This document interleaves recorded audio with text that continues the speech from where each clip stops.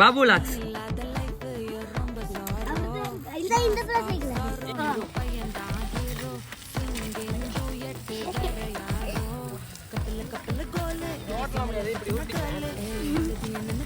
feeling பண்ணவா